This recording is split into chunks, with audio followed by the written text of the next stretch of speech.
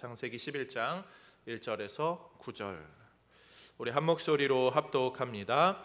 온 땅에 언어가 하나요 말이 하나였더라. 이에 그들이 동방으로 옮기다가 신할 평지를 만나 거기 거류하며 서로 말하되 자 벽돌을 만들어 견고히 굽자 하고 이에 벽돌로 돌을 대신하며 역청으로 진흙을 대신하고 또 말하되 자 성읍과 탑을 건설하여 그 탑 꼭대기를 하늘에 닿게 하여 우리 이름을 내고 온 지면에 흩어짐을 면하자 하였더니 여호와께서 사람들이 건설하는 그 성읍과 탑을 보려고 내려오셨더라. 여호와께서 이르시되 이 무리가 한 족속이요 언어도 하나이므로 이같이 시작하였으니 이후로는 그 하고자 하는 일을 막을 수 없으리로다. 자 우리가 내려가서 거기서 그들의 언어를 혼잡하게 하여 그들이 서로 알아듣지 못하게 하자 하시고 여호와께서 거기서 그들을 온 지면에 흩으셨으므로 그들이 그 도시를 건설하기를 그쳤더라. 그러므로 그 이름을 바벨이라 하니 이는 여호와께서 거기서 온 땅의 언어를 혼잡하게 하셨음이니라. 여호와께서 거기서 그들을 온 지면에 흩으셨더라. 아멘. 네, 모임과 흩어짐이라는 제목으로 하나님 말씀 전합니다. 우리는 요즘 그 줄타기 하는 듯한 그러한 시대를 살죠. 자칫 잘못하면 이쪽으로 치우쳐도 떨어질 것 같고 저쪽으로 치우쳐도 떨어질 것 같아요. 교회는 특별히 더 그러더라고요. 교회는 좀 모여야 하는 공동체인데 모이면 문제가 되고 또 안 모이자니 안 모일 수 없는 또 그런지라 참 이 줄타기 하고 있는 것 같다 그런 생각을 하게 됩니다. 비슷한 고민이 각 가정들에게 있을 것 같아요. 이 구정 연휴가 되면서 그냥 흔쾌히 모이지 말자라고 하는 가정은 없을 것 같아요. 어떻게 해서라든 조금이라도 모이면 좋으련만 그런 생각을 하다가 뭐 이렇게 두세 명만 모이자 혹은 아니면 그냥 모이지 말자 이런저런 결정들을 각 가정 안에서 하셨을 것 같아요. 그런 가운데 저는 오늘 본문의 말씀을 좀 준비하면서 이러한 줄타기와 같은 난관의 상황에 신자는 어떻게 살아야 하는가, 이 모임, 이 흩어짐, 이것을 어떻게 이해하는가 오늘 본문으로 좀 은혜 나누려고 합니다. 오늘 본문의 이야기는 바벨탑 이야기라고 해서 잘 아시는 이야기, 그리고 아이들도 잘 알고 믿지 않는 분들도 한 번쯤은 들어본 이야기예요. 사람들이 뜻을 모아서 높은 탑을 건설하려 합니다. 그러나 그 탑이 하나님이 보시기에 좋지 않아서 하나님이 그 안에서 그들의 언어를 혼잡하게 하셔서 사람들이 그 일을 진행하지 못하고 다 흩어져 살게 되었더라라는 이야기입니다. 이 내용으로 한 세 가지 정도 내용을 좀 살펴보기를 원하는데요. 첫 번째로요, 하나님이 원하시는 모임이 어떤 모임인가 우리는 생각해 보아야 합니다. 하나님이 원하시는 모임은 어떤 모임일까? 오늘 본문에서 우리는 이 하나님이 이 모임에 관해서 어떻게 생각하는지를 좀 잘 살펴볼 수 있는데요. 우리는 일반적으로 무조건 모여야 된다라고 생각하는 공동체죠. 그 근거 구절은 히브리서 10장 25절인데요. 함께 읽어봅니다. 모이기를 폐하는 어떤 사람들의 습관과 같이 하지 말고 오직 권하여 그날이 가까움을 볼수록 더욱 그리하자.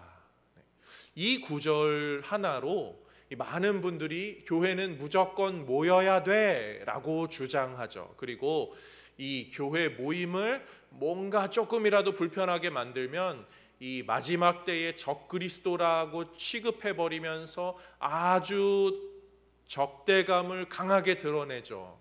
그렇게 벽을 쌓는 모습이 한국 교회들 안에 있어 왔습니다. 네, 물론 어느 정도는 분명 맞는 부분도 있고요. 하나님은 이 모임을 굉장히 좋아하시고 마지막 때가 될수록 더욱더 모여야 함을 강조하신 분이세요. 그런데요, 우리는 본문 가운데서 이 하나님이 왜 그러신 분인가를 좀 잘 알아야 돼요. 하나님은요, 모든 모임을 사실 좋아하세요. 모든 모임에 관심을 갖고 계시는 분이 하나님이세요. 하나님의 속성 그 자체가 바로 그러하기 때문이죠. 오늘 그래서 5절에서도 이렇게 말하고 있습니다. 함께 읽어봅니다. 여호와께서 사람들이 건설하는 그 성읍과 탑을 보려고 내려오셨더라. 하나님께서 이 모임에 좀 관심이 있어서 이 탑으로 쭉 내려옵니다. 사람들이 모여서 뭘 하나 봤더니 사람들이 뭘 하고 있었죠? 이 탑을 쌓고 있었는데 그들의 의도가 이러하였어요. 4절 말씀 읽어봅니다. 또 말하되 자 성읍과 탑을 건설하여 그 탑 꼭대기를 하늘에 닿게 하여 우리 이름을 내고 온 지면에 흩어짐을 면하자. 이 사람들이 우리 이름, 자기들의 이름을 내자, 내 뜻대로 뭔가를 하자라는 그 마음으로 성읍과 이 탑을 건설하죠. 하나님이 내려와서 그것을 보신 거예요. 그리고 하나님이요 어떻게 하시죠? 그리고 다시 올라가시거든요. 그리고 이렇게 말합니다. 6절 말씀 봅니다. 여호와께서 이르시되 이 무리가 한 족속이요 언어도 하나이므로 이같이 시작하였으니 이후로는 그 하고자 하는 일을 막을 수 없으리로다. 자, 우리가 내려가서 거기서 그들의 언어를 혼잡하게 하여 그들이 서로 알아듣지 못하게 하자 하시고, 여기서 아주 중요한 표현이 나와요. 우리가 내려가서 누구를 말하죠? 삼위일체의 하나님을 말해요. 하나님은 그 존재 속성이요 삼위의 하나님이 모여 계신 속성, 모여서 협의하시는 속성을 갖고 계시죠. 그래서 하나님은 모든 모임들을요 이 모임의 원형이시기 때문에 모든 모임에 관심이 있으세요. 그래서 내려와서 사람들이 하는 모임이 어떤 모임인가, 우리 모임의 원형 같은 하나님의 그 삼위일체의 모임 같은 서로 화합하고 하나됨으로 하나님의 뜻을 이루어가는 모임인가를 보려고 살펴봤는데, 이 모임을 보니까 사람들이 자기 이름을 내려고 자기 욕심을 채우려고 그런 모임을 하고 있는 거예요. 그래서 하나님이 다시 올라가셔서 자 우리가 저들의 언어를 혼잡하게 하자, 여기서 모여서 다시 그것을 결정하시고 언어를 혼잡게 하시죠. 여기서 지금 두 모임이 나오고 있어요. 하나는 하나님의 모임, 하나님 그 원형의 모임, 가장 모범적인 모임, 가장 선한 모임이 나오고 있고요. 인간의 모임, 죄악된 모임이 나오고 있죠. 하나님은 모임을 좋아하시는 분이세요. 그런데 그 모임들의 모든 관심을 갖고 지켜보시는데 그 중에 죄악된 모임은 흩으신다. 우리는 이 사실을 좀 발견하게 됩니다. 그러면서 우리의 모임은 어떠해야 하는가를 연결지어서 생각할 수 있죠. 교회는 어떻게 해야 됩니까? 이러한 시대 속에서 교회는 모임에 관하여 어떤 자세를 취해야 합니까? 무조건 모여야 합니까? 무조건 다 나와야 돼. 뭐 안 나오는 사람은 이상한 사람이야 라고 우리가 그렇게 생각해서는 안 되죠. 하나님이 모임을 갖고 계시지만, 모임을 관심을 갖고 계시지만 우리가 지금 모일 수 없는 상황이라는 것을 우리는 잘 기억해야 돼요. 성경에도요 이 굉장히 모이고 싶었는데 모일 수 없는 상황에 놓였던 사람들이 있었죠. 대표적으로 사도 바울이죠. 그가 모일 수 없는 상황에서 어떻게 이야기하죠? 데살로니가 전서의 말씀을 우리가 함께 보겠습니다. 시작. 형제들아, 우리가 잠시 너희를 떠난 것은 얼굴이요 마음은 아니니 너희 얼굴 보기를 열정으로 더욱 힘썼노라. 사도 바울이 지금 다른 교회들, 데살로니가 교회가 떨어져 있는 상황, 가고 싶었는데 모이고 싶었는데 모일 수 없는 상황이었대요. 마음으로는 함께 했는데 이 얼굴로는 떠나 있을 수밖에 없는 그런 상황. 18절 이렇게 말하죠. 읽습니다. 그러므로 나 바울은 한 번 두 번 너희에게 가고자 하였으나 사탄이 우리를 막았도다. 굉장히 가려고 열심히 했지만 심지어 사탄까지 우리를 막아서는 바람에 갈 수 없는 이런 처지입니다. 사실 지금이 좀 그런 상황과 비슷할 수 있죠. 코로나라는 처지 때문에 우리가 다 같이 모일 수가 없어요. 그래서 그런 것을 억지로 모이는 것이 능사가 아니죠. 사도 바울이 그 19절 20절에 이렇게 말합니다. 우리의 소망이나 기쁨이나 자랑의 면류관이 무엇이냐? 우리의 소망이 뭐죠? 그가 강림하실 때에 우리 주 예수 앞에 너희가 아니냐. 너희는 우리의 영광이요 기쁨이라. 그가 강림하실 때에 그리스도 앞에 설 너희, 그게 소망이라는 거죠. 이 모임이 소망이 아니라, 우리가 어떻게든 모여야 돼, 이게 소망이 아니라, 우리가 마음으로 함께하고 각자 예배자로 세워져서 그 모습으로 그리스도 앞에 우리가 다 같이 서게 된다면 그것이 진정한 참 소망이다. 우리에게 동일한 도전을 줍니다. 사랑하는 성도님들, 코로나 기간에요, 언제 우리가 어떻게든 다 모여야 돼, 이게 목표가 아니에요. 이것은 그런 진행 과정이겠죠. 우리의 진정한 목적은 지금 모일 수 없을지라도 하나님 나라에서는 다 같이 모이는 것. 모든 동성애 성도들이 흩어져서 예배드리는 상황이지만 그럴지라도 각자의 마음으로는 함께하고 신앙으로는 부여잡고 하나님 나라에 갔을 때는 다 같이 그리스도 앞에서 쫙 모여 있으면 그게 우리의 진정한 소망이 되죠. 그래서 저희가 찬양으로 신앙 고백할 때 이런 거 하잖아요. 어두운 밤 어둠이 깊어 날이 다시는 밝지 않을 것 같아 보여도 내 신앙 부여잡고 주님께 모든 것 맡기리니 하나님을 내가 믿음일세. 이 찬양 다 아시잖아요. 간단하게 잠깐 불러보면 이런 거죠. 보여주세요. 어두운 밤 어둠이 깊어 날이 다시는 밝지 않을 것 같아 보여도 내 신앙 부여잡고 주님께 모든 것 맡기리니 하나님을 내가 믿음일세. 한 번 더 하겠습니다. 어두운 밤 어둠이 깊어 날이 다시는 밝지 않을 것 같아 보여도 내 신앙 부여잡고 주님께 모든 것 맡기리니 하나님을 내가 믿음일세.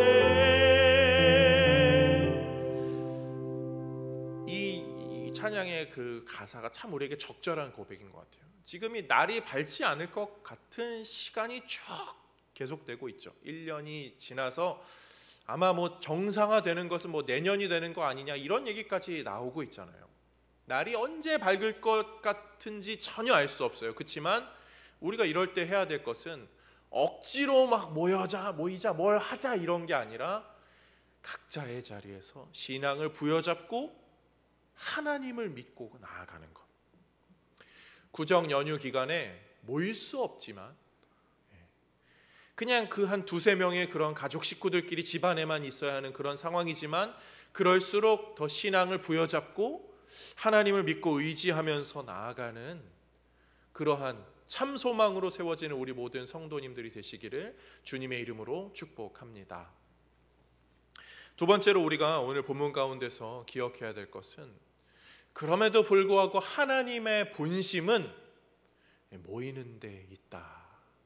하나님은 이 본심을 갖고 계신데 그분의 본심은 흩는 것이 아니에요. 그분의 의도는 흩어버려야지 이게 아니라 결국은 다시 모이게 하는 데 있습니다. 우리가 이러한 상황 가운데서 하나님께 늘 기도하면서 묻는 질문은 그것이죠. 하나님, 언제까지 이렇게 되겠습니까? 언제까지 이렇게 모일 수 없고요? 언제까지 마스크 쓰고 언제까지 이렇게 코로나 때문에 힘들어야 합니까? 그 때와 기한은 하나님만이 아시고 하나님이 조율하실 뿐이죠. 우리는 기도할 뿐입니다. 그런데요, 이러한 견딤의 상태를 잘 견뎌낼 수 있는 방법은요, 하나님의 본심을 아는 데 있어요. 오늘 본문에요, 그것이 좀 드러납니다. 본문 1절 말씀을 함께 읽어보겠습니다. 시작. 온 땅의 언어가 하나요 말이 하나였더라. 아멘. 하나님께서요, 아담과 하와를 지으시고 만드시고 에덴 동산에서 그들과 소통하셨을 때 언어가 하나였다는 거죠. 온 땅의 언어가 하나였다. 말이 하나였다. 이 말이 담긴 의미가 있어요. 그 말이라는 것이 곧 그 문화를 대변하고요, 그 문화 속에 담긴 사람들의 마음을 잘 이렇게 대변합니다. 말이 하나라는 건요, 마음이 하나라는 거예요. 말이 하나여야 그 마음을 온전히 표현하고 소통하죠.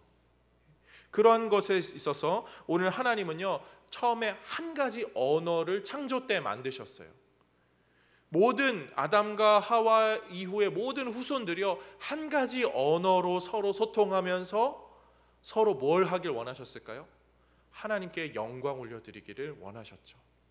한 목소리로, 우리가 한 마음으로 그렇게 하잖아요. 한 목소리로 읽습니다 라고 할 때 마음을 하나로 모으자는 거죠. 거기서 한 목소리로 읽자고 하는데 혼자 다른 언어로 읽고 막 이상한 말로 하고 그러면은 한 마음이 안 되는 거잖아요. 그런데 하나님은 온 땅의 언어가 하나였다, 마음을 하나로 모으기를 늘 원하셨던 분, 그분이 우리 하나님이셨어요. 그런데 그 언어를 하나님이 흩으신 거예요. 근데 우리가 이 부분을 보면서 약간 궁금해하는 질문이 있을 수 있어요. 아담과 하와는 그러면 무슨 말 했을까? 어린아이들은 그런 질문 하거든요. 아담과 하와는 영어 했어요? 한글 했어요? 중국어 했어요? 히브리어 했어요? 헬라어 했어요? 우리가 흔히 히브리어 했을 것이다 라고 생각하지만 히브리라는 단어 자체가 이 모세 시대 이후에 생겨진 단어예요. 그렇기 때문에 히브리어 자체가 그 늦게 된 거죠. 그래서 아담과 하와가 히브리어 썼다, 이거 좀 잘못된 이야기예요. 그리고 히브리어가 뭐가 좀 특별하다, 거룩하다, 히브리어 알파벳이 아주 특별한 의미가 있다, 이런 걸로 사람의 마음을 미혹하는 것들 신앙에 별로 좋은 거 아니에요. 제가 이런 말씀을 잠깐 드리는 이유는 유튜브로 예배 드리시는 분들 유튜브 이후에 이런저런 영상들 막 타고 보시다가 히브리어 글자에 숨겨진 비밀 막 이런 걸로 뭐지? 막 해서 사람의 마음을 혹하게 하는 단체나 개인이 있다면 좀 조심하시라고 그런 걸 좀 말씀드려요. 왜냐면요, 오늘 본문 9절을 보면 이렇게 말합니다. 그러므로 그 이름을 바벨이라 하니, 9절 말씀 보여주세요. 준비가 안 됐나요? 네. 이는 여호와께서 온 땅의 언어를 혼잡하게 하셨습니다. 하나님께서 온 땅의 언어를요 혼잡하게 하셨대요. 다시 말하면 어떠한 무슨 히브리어가 있었는데 그거를 다른 거를 막 만들었다 이런 것이 아니라 어떠한 언어가 있었는데 그거를 막 아주 혼잡하게 섞어버렸다는 거죠. 그래서 그 원 언어는 아마 지금은 사라졌다라고 우리가 이해하는 게 맞아요. 그래서 뭐 히브리어만 특별하다 이거 아니에요. 그냥 다 혼잡한 언어예요. 다 혼잡해진 언어인데 그런 것을 하나님은 왜 흩으셨는가? 우리는 여기를 더 잘 알아야 되죠. 하나님이 언어를 흩으신 이유는요, 나중에 다시 모으기 위함입니다. 우리가 이거를 이해하기 위해서는 고린도전서 13장의 내용을 좀 봐야 되겠는데요. 고린도전서 13장 사랑장에서 8절에서 10절에요. 사랑에 관한 이야기를 하면서 언어에 관한 것을 잠시 표현합니다. 이렇게 읽어봅니다. 사랑은 언제까지나 떨어지지 아니하되 예언도 패하고 방언도 그치고 지식도 패하리라. 우리는 부분적으로 알고 부분적으로 예언하니 온전한 것이 올 때에는 부분적으로 하던 것이 패하리라. 나중 때는 부분적인 게 다 사라지고 하나로 된다는 거예요. 그런데 거기서 무엇도 패한다고 그랬죠? 방언. 이 방언이 우리가 흔히 아는 뭐 기도의 방언 이런 게 아니라 이 언어들을 이야기하죠. 어린아이들이 그러거든요. 저 나중에 천국 가면요 예수님 만나고 싶고요, 베드로 아저씨 만나고 싶고요, 막 그런데요, 목사님 베드로 아저씨가 막 헬라어 막 이런 거 하고 있는데 저는 한글로 말하는데 의사소통 안 되면 어떡하죠? 아이들이 그런 질문 하거든요. 여기를 말씀해 주시면 돼요.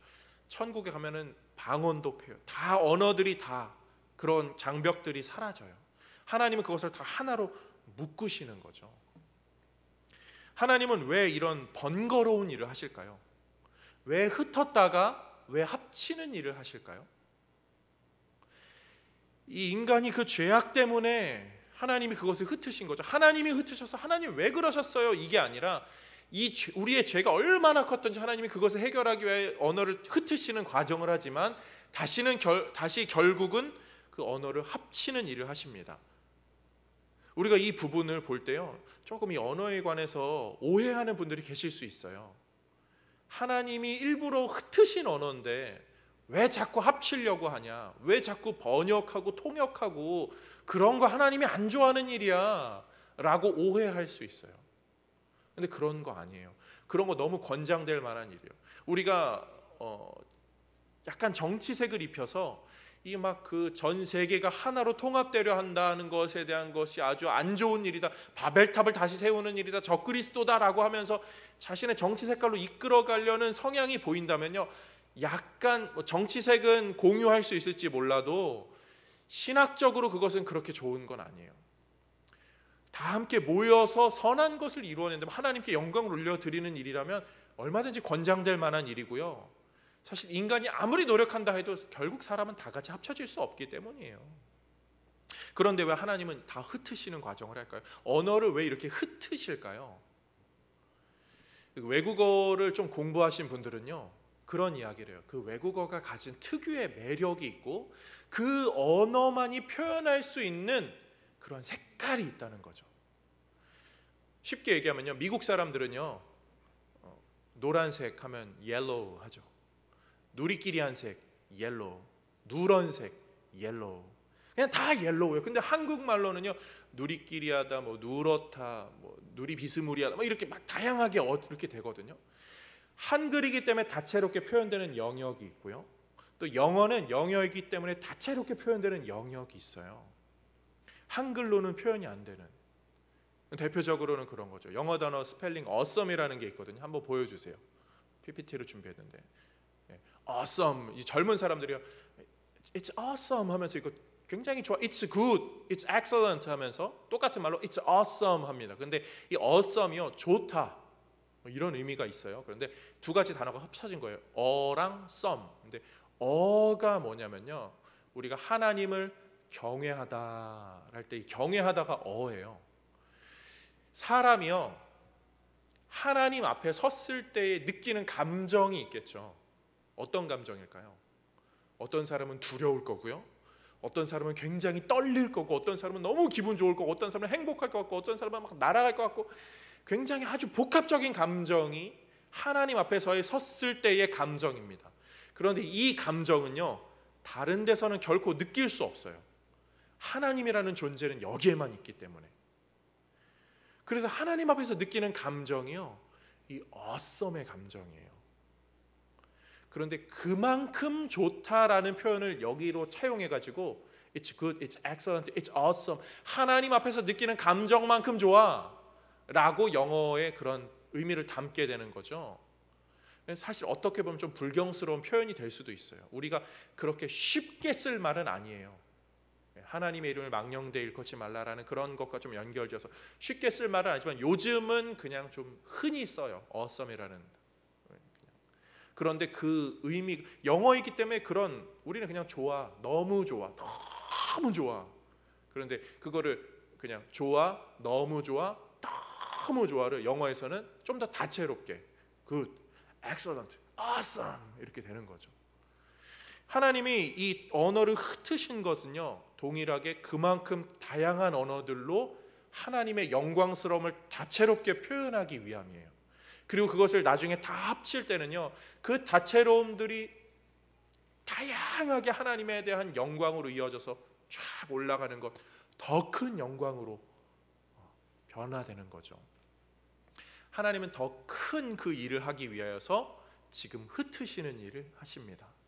아브라함을 고향에서 떠나게 하실 때, 이스라엘 백성들을 쪼개실 때, 포로로 흩으실 때에, 오늘 본문에서 바벨탑에서 백성들을 언어로 흩으실 때에 하나님은 흩는 것이 목적이 아니라 다시 모였을 때, 다시 합쳐졌을 때에 하나님의 더 큰 영광을 이루기 위하여서 그 일을 진행하신다. 그것이 하나님의 마음이다. 그렇다고 한다면 지금 우리가 모일 수 없는 시대를 사는 것, 그것은 이 시대로 끝내겠다는 하나님의 마음이 아니라 지금 우리가 흩어진 이 상태로 어떠한 일을 진행함으로 하나님의 더 큰 영광으로 이어질 것이다. 이렇게 이해할 수 있죠. 코로나 시대로 말미암아 거의 모든 성도님들이요, 유튜브로 말씀 듣고 예배 보고 이런 것에 대해서 이전보다 훨씬 더 가까워지셨어요. 가정에서 말씀 틀어놓고 찬양 틀어놓고 이런 활동들이 더 많아졌어요. 코로나가 끝나도요, 그러한 신앙의 다양성으로 확장됐던 영역들은요 계속 이어질 거죠. 우리 신앙의 범주가 더 커져 버리게 된 거예요. 하나님은 그렇게 더 큰 일을 점점 하고 계시죠. 그런 면에서 우리가 코로나를요 그냥 무조건 안타깝다, 힘들다, 어렵다고만 생각하는 것이 아니라, 그래, 하나님이 더 큰 영역으로 우리의 그 통을 확장시키시는 거야, 이렇게 믿으면서 이 신앙으로 이 시기들을 잘 견뎌낼 수 있는 우리 모든 성도님들 되시기를 주님의 이름으로 축복합니다. 마지막 세 번째로요, 하나님은요 그 흩으신 것을요 가장 아름다운 하나의 공동체로 모으실 것이에요. 하나님은 그 모든 흩으신 것들을요 다시 모을 분이십니다. 마지막 때가 되면요, 이 천사들이 나팔을 불고 예수님께서 다시 재림하시겠죠. 그러면서 알곡과 가라지를 구분하실 거예요. 알곡과 가라지들을 구분하실 때 누가 알곡이 되고 누가 가라지가 될까요? 그래, 하나님이 흩으시는 분이고 하나님이 다시 모을 분이야. 그런데 내가 그 모일 존재가 되나? 혹시 나는 그 나중에 최후 심판에 야, 내가 가라지만 다 이렇게 버리고 알곡만 모을 거야 라고 할 때에 내가 알곡인가? 라는 질문은 조금 더 다른 영역이죠. 하나님은 그렇게 하시는 분인데, 그렇게 하실 때 그 선한 영역에 내가 들어갈 수 있는지는 약간 다른 영역인 거예요. 근데 그것이 우리에게 어떻게 가능하게 됩니까? 요한계시록 14장 4절 말씀 읽어보겠습니다. 시작.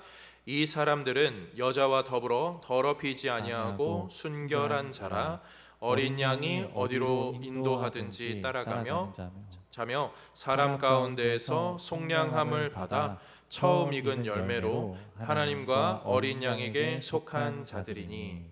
아멘. 이 계시록의 말씀에 보면요, 어린 양으로 말미암아 어린 양에게 속한 자들이라는 표현이 나옵니다. 그 순결함을 유지하고 어린 양에게 속한 자로서 그 나아가는 것, 어린 양, 즉 예수 그리스도를 의미하는 어린 양이거든요. 이 그리스도 때문에 그 알곡이 된다. 그리스도 때문에 가라지가 되는 것에서 막아지고 알곡으로 남게 된다는 것을 요한계시록이 우리에게 알려주고 있어요. 그분 때문에 우리가 알곡이 되죠. 예수 그리스도의 그 십자가 은혜 때문에, 예수님을 믿는 그 믿음 때문에 우리가 그 알곡이 되는 거예요. 다시 모을 때에 우리가 모여지는 존재가 되는 거예요.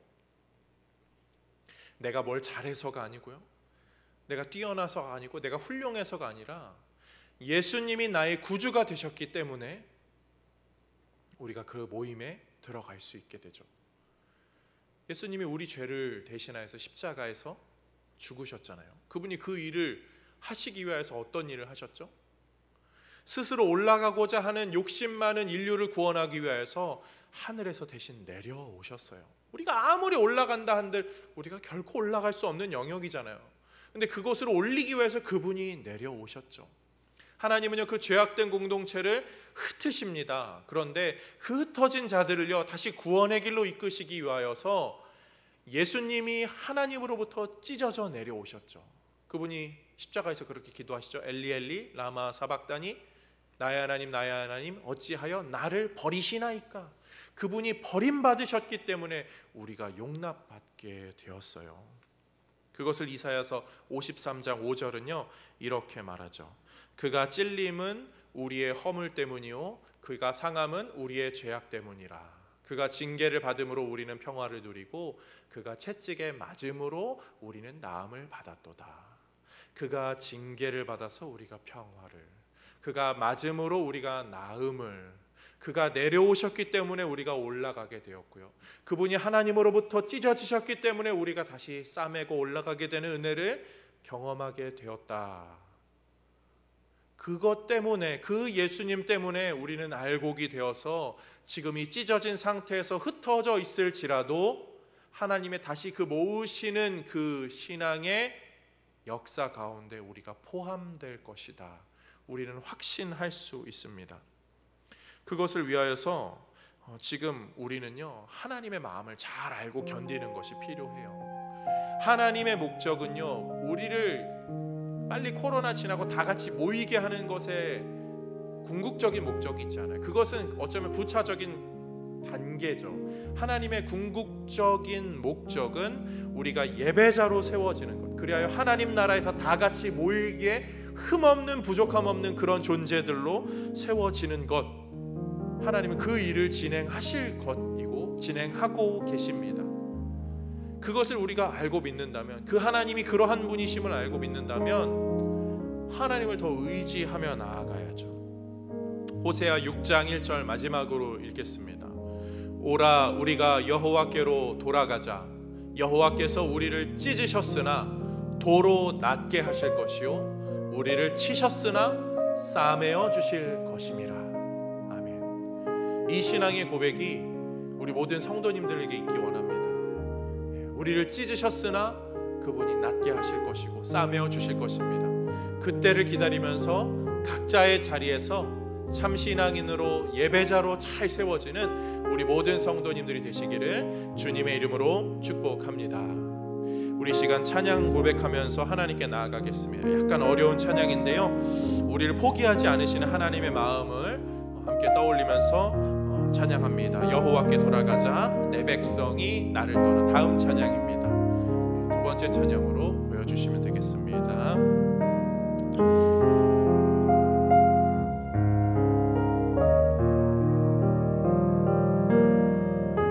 내 백성이 나를 떠나. 그 찬양 맞아요. 내 백성이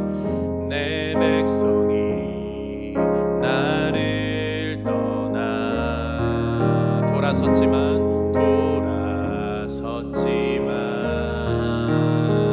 내 사랑이 내 백성이 보기 못하니 내 모든 것 내어주고 나 그들을 얻으려